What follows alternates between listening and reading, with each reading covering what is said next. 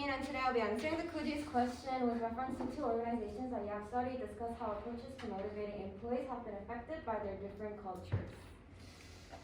The two companies I'll be referring to are Starbucks and Hanwha Aerospace. First, Starbucks is an American multinational coffee company based in Seattle. It was founded in 1971 and has currently more than 34,000 stores in 80 countries. It offers all coffee houses offer varieties of coffees and beverages and also market different types of merchandise. I'll be referring to those with retail jobs and Starbucks as its employees throughout this presentation, which means that this does not include corporate roles or manufacturing and distributing positions. Hanwha Aerospace is Hanwha Group's subsidiary to On Aerospace, Defense, and Precision Equipment, and is the only aircraft engine producer in South Korea. It began by building businesses in the aircraft engine and film camera industry in 1977. Then they expanded into the aircraft components and commercial engine parts business and has been South Korea's only manufacturer of gas turbine engines for the last 40 years. In 2021, they entered a satellite business by acquiring Setrec Initiative, a domestic satellite specialist. So why did I choose these two companies that are so different to each other, with one being a multinational company, other being a national company, and one being in the coffee shop industry, and the other being in an aerospace industry, and so much more differences that can be listed. So I studied these two companies to answer my chosen question because of the fact that they're so different. Companies in the same industry often have the same goal or mission, causing them to form under similar circumstances. Looking at companies in stark contrast to each other allowed me to clearly identify how different cultures impact a company's method in motivating its employees.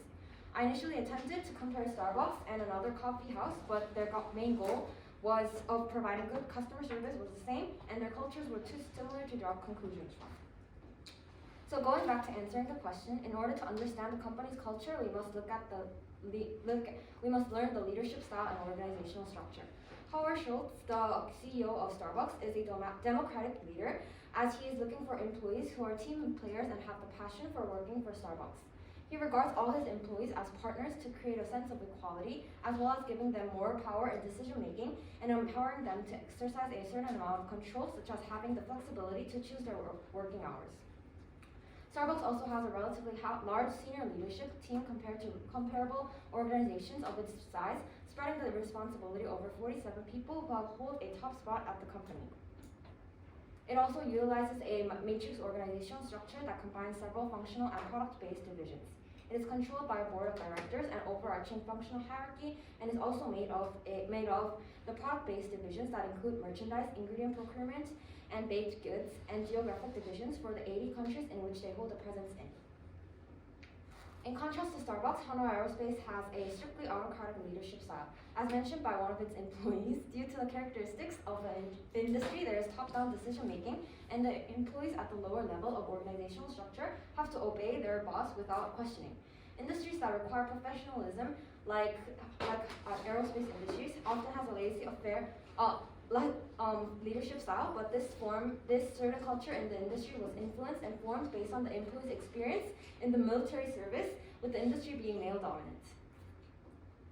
This culture also explains the tall organizational structure of the board of directors on the top, and there being multiple stages in the hierarchy, including executive manager, senior manager, manager, assistant manager, associate, and staff. As shown in Starbucks' mission statement to inspire and nurture the human spirits, one person, one cup, and one neighbor at a time, the company values experience and has a strong culture of inclusivity. They value inclusion, diversity, equity, and accessibility. They not only celebrate coffee, but also has connection, as they are performance-driven through the lens of humanity. The company states that it hires people who are adaptable, self-motivated, passionate, and are creative team players. And they actively hire individuals with disabilities and provide reasonable accommodations and assistive technologies that enable people to do their jobs. Starbucks is committed to offering reasonable accommodation for job applicants with disabilities. As a leader in hiring great talent, Starbucks says it has and always looked for create opportunities for their partners and customers in the communities it serves. So its goals are focused on hiring more opportunity youth, refugees, veterans, and military spouses. To date, they have hired over 25,000 veterans and military spouses and look to hire 5,000 more each year. Finally, skills are taught through on-the-job training on essential skills and knowledge required for the barista role.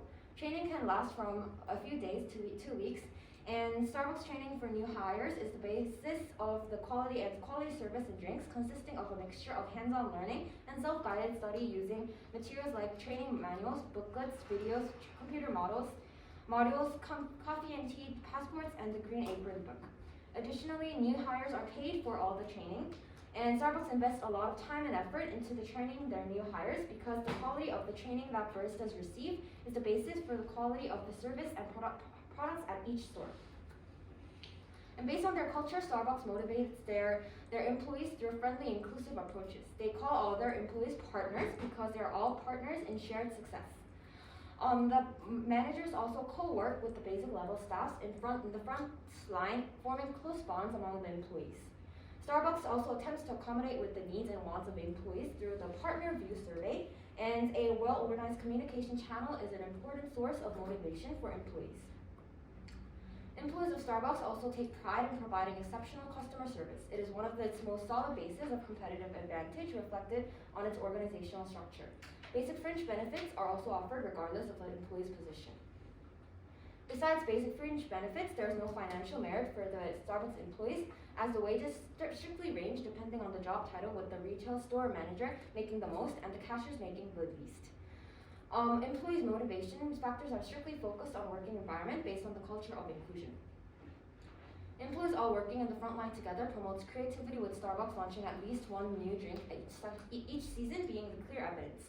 Furthermore, this creates bonds between employees, forming friendlier working relationships. Many of these incentives are also inexpensive, with much part being requiring the employees' hands-on actions.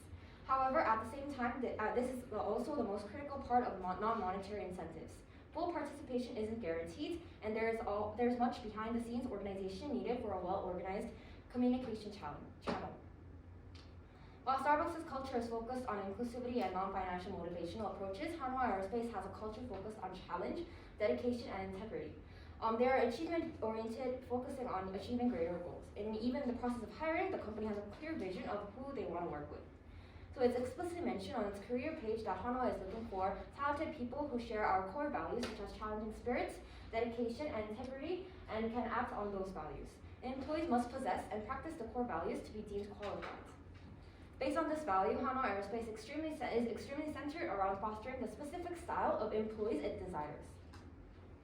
Its culture, based more on achievement, resulted in financially oriented, motivational approaches, and Hanwha built a wage system that applies differentiated, competency-based pay according to the level of performance. Not only are the wages performance-based, but productivity incentives are also given based on the efficiency of the operation. Furthermore, stock options and profit sharing are also additional incentive systems. The company's finance-oriented employee motivation is reflected on the table. Compared to the average annual salary of employees of Korean defense companies included in the global top 100 defense companies, Hanwha Aerospace has a relatively high salary.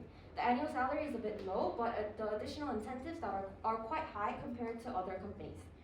The size of the incentives are not fixed, but looking at interviews with industry workers, there's a considerable difference in performance compensation. By offering yearly raises or monetary perks, the company is insuring itself against the most common cause of employee turnover, not enough monetary compensation. It could also retain companies for longer as the members feel financially taken care of by the company. These are also reflected in the 19% turnover rate. However, monetary benefits cannot fix the culture problems, and it cannot fix the culture of top-down management. It can also have a serious impact on the company's bottom line. And so in conclusion, different cultures have affected each company's approaches to motivating employees significantly.